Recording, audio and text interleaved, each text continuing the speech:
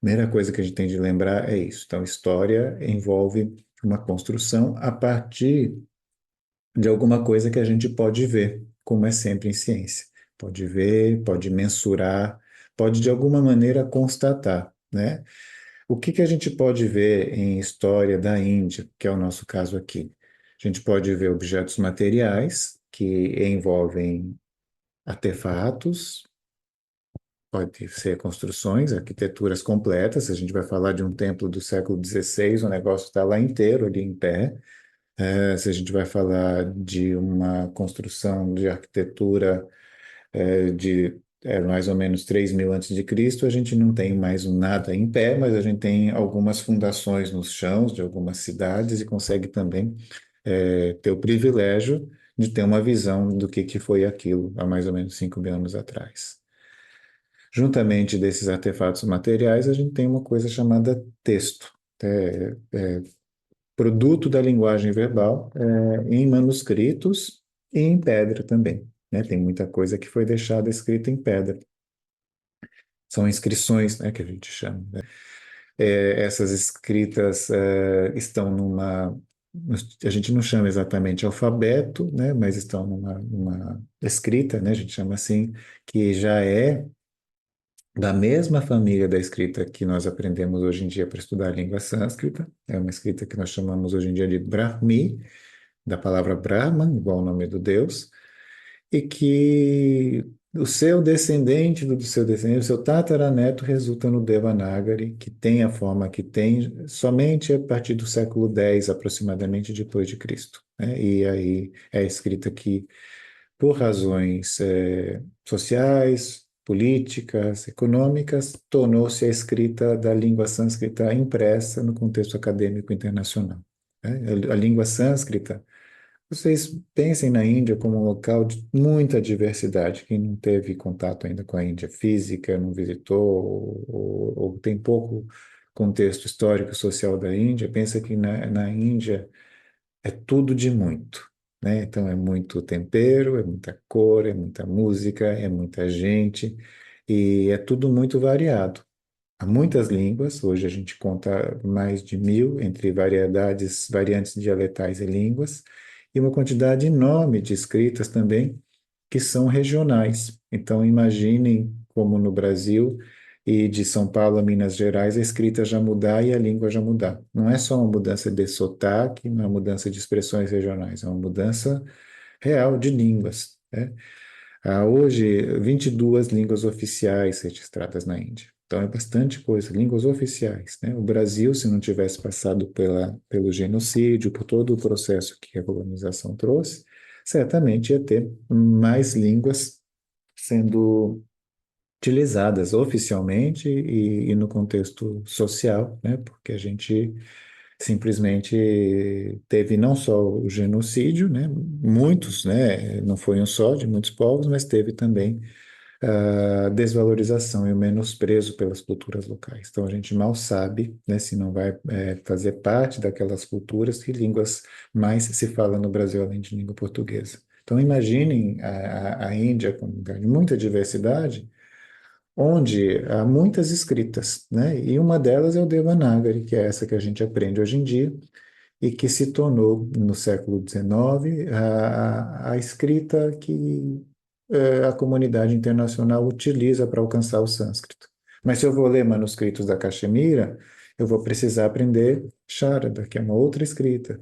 Da região nordeste da Índia, Orissa, Bengala, eu preciso aprender Oriya, Bengali. No Gujarat, tem uma escrita chamada Gujarati. No sul da Índia, umas escritas redondinhas, bonitinhas, Kannada, entre outras formas de escrita. Então, há muitas escritas na Índia, né, e tudo isso foi acontecendo de forma paralela, derivada dessa escrita Brahmi, uma outra escrita antiga muito importante chamada Kharosthi, nomes não são tão importantes agora.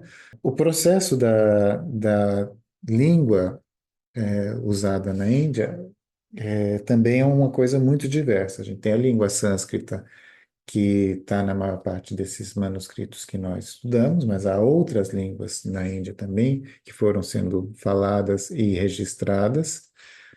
E a gente tem de lembrar o seguinte: num contexto linguístico tão diverso quanto o contexto da Índia, a língua sânscrita ela assume um papel de uma língua de cultura. O que quer dizer essa expressão língua de cultura? É aquela língua que nós devemos utilizar se nós quisermos ser conhecidos para além da nossa província. Né? Hoje, o que acontece com língua de cultura é que é a língua inglesa, né? Como nós sabemos, né? Isso se trata de um processo que não é natural, é todo um processo de imposição e que chega pronto até nós e pronto. Se você não quiser ser conhecido fora do seu contexto nacional, não precisa saber inglês, né? Se você não quiser saber do que acontece fora do seu contexto nacional, você também não precisa saber inglês. Mas se você quiser que as suas coisas sejam lidas fora do seu contexto nacional, você precisa escrever em alguma outra língua, né? Hoje, com tradutores automáticos e mil coisas, isso está sofrendo também uma nova revolução, né? Os contatos entre as pessoas. O fato é que a língua inglesa tornou-se uma língua de difusão de cultura, tal como a língua sânscrita se torna, no contexto da Índia, como a língua central, onde as pessoas se faziam entender para além dos contextos provincianos. Mas aí temos um problema. Como é que isso se dá? A partir também de imposições. E essas imposições, elas envolvem um processo histórico muito complexo que atravessa províncias, ou seja, diferentes províncias, atravessa gênero, atravessa casta. Então, a língua sânscrita, no primeiro momento, ela não é uma língua acessível a todas as pessoas, ela é uma língua que se estabelece como uma língua do grande saber bramânico masculino, né, e que, de certa forma, vai ser ensinada e utilizada como uma maneira de universalizar essa cultura nos contextos mais locais e particulares. Eu vou dar um único exemplo que acontece a partir da metade do primeiro milênio, né, para vocês entenderem como isso funciona. Um Brahmane chega numa província qualquer, onde tem um rio, e esse rio está sendo cultuado como uma força da natureza divina, né? Mas essas pessoas não sabem sânscrito, elas fazem o ritual à maneira delas, e estão muito bem ali. E esse Brahmane pode chegar para essas pessoas e falar: esse rio é uma manifestação da grande força divina chamada Shakti. Essas pessoas vão falar, poxa, que bom, né? Que legal, ficamos felizes em saber. Agora, se o senhor quiser participar do nosso ritual como é, fique à vontade. Mas não é assim que acontece. Por quê? Porque ao dizer isso, ele está dizendo uma coisa que permite a essas pessoas uma integração maior, não somente a questões filosóficas e místicas, mas também a relações materiais com o Estado. Fazer parte deste grande culto da Shakti é interessante para que as pessoas não se tornem isoladas. A gente utiliza, né, há uma grande obra que vai pelo contexto das ciências sociais, que utiliza o termo negociação. Negociação cultural. A província aceita essa ideia universal de Shakti, de Brahman, para poder criar uma teologia em cima do que ela faz em particular, e em troca ela oferece aquele conhecimento que ela tem e aquilo que aquele rio passa a fazer parte de um panteão maior, mais amplo também, né? Eu acho que não é bem negociação, porque as duas forças não têm um poder igual. É meio que uma vez o Bradesco ligou para mim, sabe, o Banco Bradesco, e falou que queria negociar um valor comigo. Eu falei, não, vocês não vão negociar, vocês vão impor e eu tenho de seguir ou não. Eu não tenho poder de negociar com o Bradesco, né?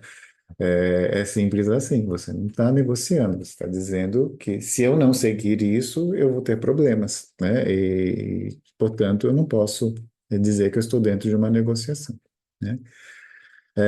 Mas, enfim, nas ciências sociais, existe um conceito chamado hegemonia, né, de um pensador italiano chamado Gramsci. Essa ideia de hegemonia é uma ideia muito importante que faz com que a gente compreenda a natureza dessas relações em que poucas pessoas vamos usar uma linguagem suave, não é mandar, mas poucas pessoas dão as orientações e muitas pessoas obedecem as orientações. Né?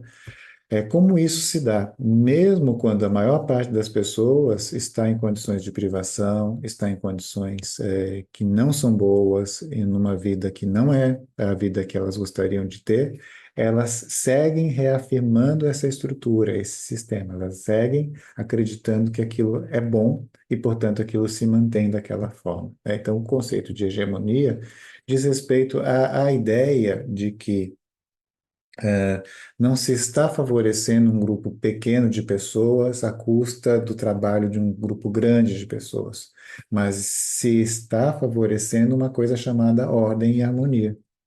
E fazer parte da ordem e da harmonia tem um preço para a maior parte das pessoas.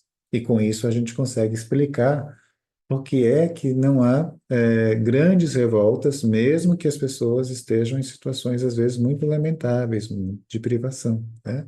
Esse conceito das ciências sociais, ele é empregado dentro dessa visão da Índia antiga, serve para nós compreendermos que a natureza da língua sânscrita, no seu poder de expansão, vai se dar como uma forma de fazer com que as comunidades locais provincianas, nas suas regiões muito particulares, se entendam como pertencentes a uma coisa maior. E isso dá, a partir de uma visão teórica e religiosa e teológica, a ideia de pertencimento. É assim que a cultura sânscrita se expandiu milenarmente, e a gente vai entrar nisso mais cuidadosamente no encontro de número 2, quando eu falar de hinduísmo. Nós vamos falar bastante de hinduísmo ali, para falar do Yoga de Patanjali e do Sankhya.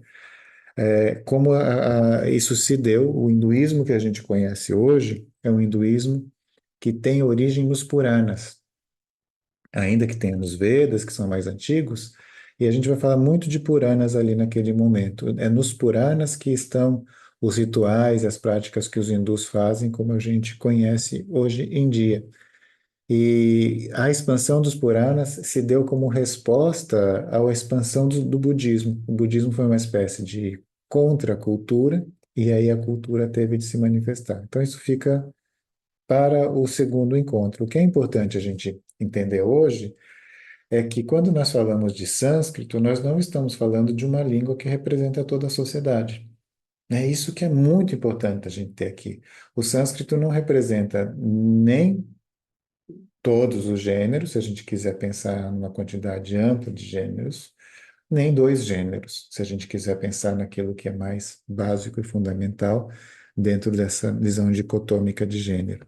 Não representa todas as castas, todos os grupos sociais que a gente precisa entender como funcionam, e não representa os cultos locais feitos em línguas não sânscritas. Mas ele teve um poder de permear capilarmente cada aldeia, cada espaço, com a sua ideia de universalidade, né? Então a gente precisa pensar historicamente nas nossas fontes, ainda estou falando das fontes que nós temos, né? Com humildade. Temos ruínas, de ruína a gente pode saber muito pouco, mas pode inferir algumas coisas.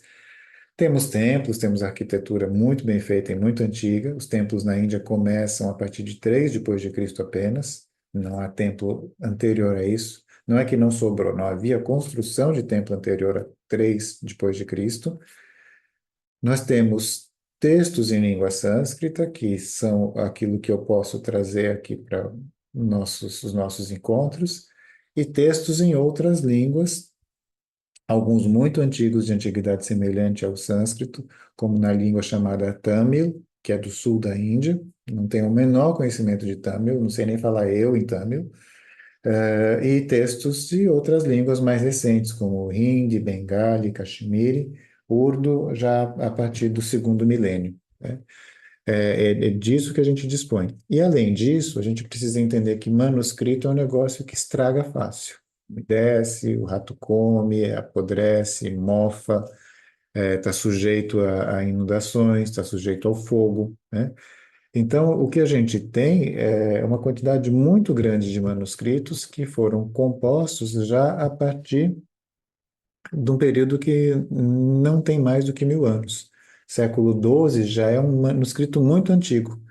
Então, a gente dependeu de uma qualidade de trabalhadores chamados copistas ou escribas, aquelas pessoas que eram devotas de Ganesha. O deus Ganesha é o deus que tem a cabeça de elefante, né, como é muito popular, e tem somente uma presa, um daqueles marfins, né, dos elefantes. E esse ele tira e escreve, ele usa como pena, né? Isso faz parte das narrativas a respeito do deus Ganesha, ou Ganapati. E por uma série de razões, né, o Ganesha se tornou o escritor do Mahabharata. E vejam, o escritor não é compositor. Mahabharata é composto por uma pessoa chamada Vyasa, que está numa categoria sobrenatural, humano, mas um pouco acima do ser humano, um pouquinho. E ele compôs mentalmente. Quem escreveu foi Ganesha. Os escribas, ou seja, os copistas, são devotos de Ganesha. 99% dos manuscritos que existem começam com Aum, Gam, Ganapataye, Namaha, Om, Ganeshaya, Namaha, reverência ao Deus dos copistas. Eles todos estão ali reverenciando. E é graças ao Ganesha, então, e graças a essa categoria de gente, de profissionais, né, vamos chamar assim, que a gente tem a preservação de textos que são de 12 antes de Cristo, de 8 antes de Cristo, de 5 antes de Cristo, de 1 antes de Cristo. É coisa que foi sendo transmitida oralmente e depois foi sendo transmitida por escrito até chegar nos dias de hoje, porque as pessoas viam nas bibliotecas um manuscrito se decompondo e falavam, já está na hora de fazer uma cópia disso aqui. E isso é fantástico para nós. Então, as fontes chegam para nós muitas vezes por meio dessas cópias. E as cópias dos manuscritos, às vezes, contêm erros, né? Contêm divergências, contêm muitos problemas, né? E é uma relação é, de muita dificuldade, né, que a gente tem de estabelecer para ler manuscrito, porque precisa ler vários manuscritos no mesmo texto, se for disponível, e aí nós temos aquilo que nós chamamos cientificamente de edições críticas. O que que é uma edição crítica? É uma edição impressa que procura todos os manuscritos disponíveis daquela obra e faz a comparação desses manuscritos de acordo com uma certa sistemática e estabelece o que seria aquele texto central que gerou todas aquelas diferentes versões que os manuscritos apresentam. E além dessa versão central, a edição ela tem o dever de apresentar nas notas de rodapé as variantes que foram encontradas nos diferentes manuscritos, né? Então, isso é um trabalho muito sério. E aí chega até nós, né, esses textos com as variantes, nós traduzimos o que a gente acha importante de traduzir, o que cabe na nossa rotina enquanto tradutor, enfim, e chega para as pessoas lerem nas diversas línguas, na língua portuguesa, em francês, em inglês, aquele texto que teve um longo percurso até chegar no tradutor, até se tornar uma edição e tudo mais. Hoje em dia, com tecnologia, muita coisa que está sendo já transferida de manuscrito para edição digital, e hoje há um projeto incrível, né, de criação de edição crítica, coordenado, né, o pioneiro nisso é um professor chamado Philip Maas, né, uma pessoa fantástica, um trabalho muito sério, em que ele está produzindo não mais em livro, mas de forma digital. Então, quando você olha o texto central em sânscrito, você pode não só olhar aquilo digitalizado, mas se você quiser, você também pode abrir ao lado como é o manuscrito. A mesma coisa, então você vê tudo, você vê o que ele viu ali para produzir o texto, né? Antes não, você via o livro, mas não via os manuscritos a que as pessoas tiveram acesso. Então essas são as nossas fontes, né? Na segunda parte, aí nós vamos falar dos Vedas ao yoga moderno e vamos construir a nossa história.